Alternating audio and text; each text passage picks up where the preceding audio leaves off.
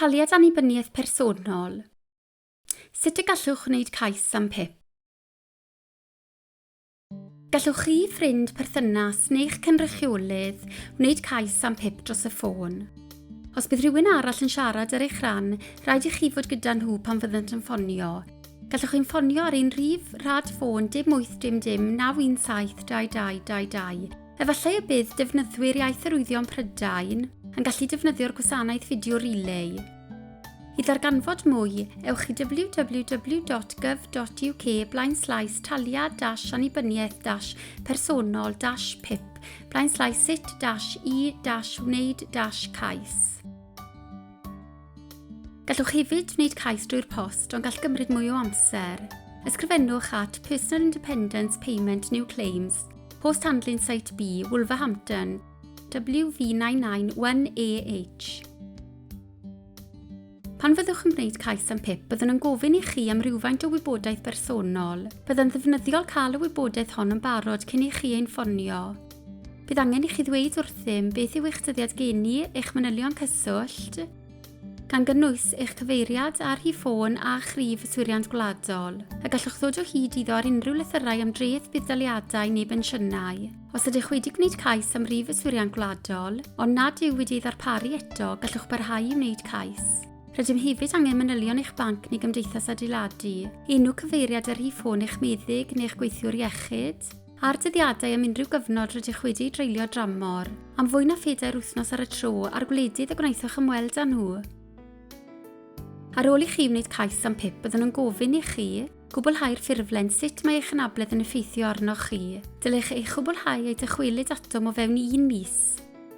Os ydych angen amser ychwanegol i'w hanfon yn ôl atom, ffoniwch linell ymholiadau PIP i roi gwybod iddynt. Mae rhywfaint o nodiadau gyda'r ffurflen i'ch helpu i'w llenwi. Mae yna hefyd sefydliadau a all eich helpu i'w llenwi, enghraifft cyngor ar bopeth neu sefydliadau cymorth lleol. Pan fyddwch yn llenwi'r ffurflen, meddyliwch am ba weithgareddau sy'n anodd i chi ei gwneud yn ystod y dydd neu gyda'r nos er enghraifft.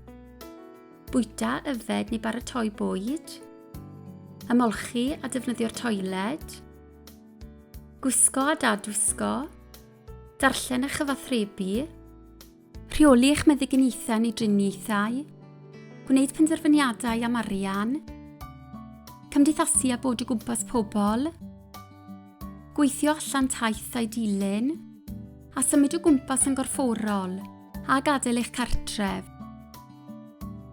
Cofiwch, nid yw'ch cais yn wneud eich anabledd na'ch cyflwr iechyd. Mae'n ymwneud â sut mae eich anabledd neu'ch cyflwr iechyd yn effeithio ar eich bywyd bob dydd.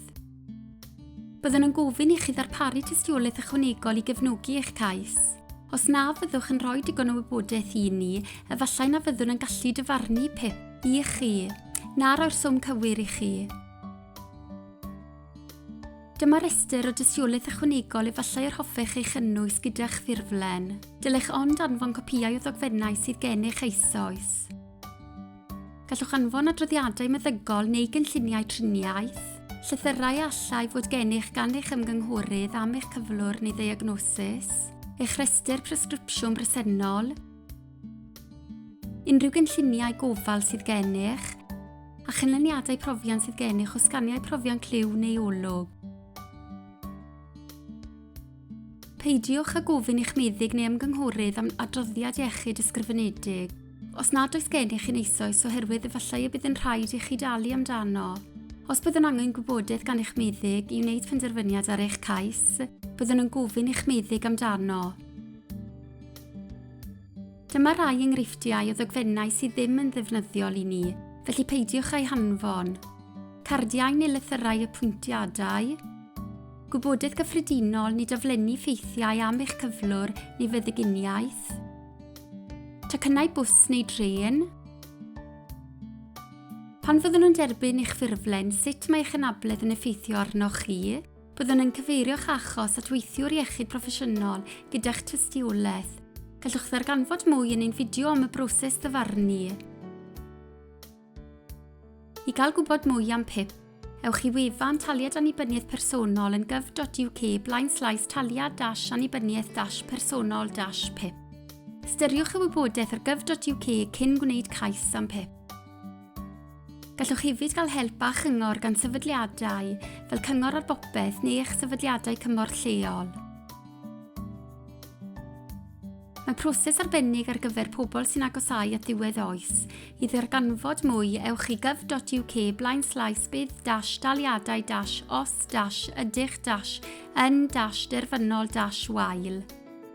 Canllaw yn unig yw'r fideo hwn.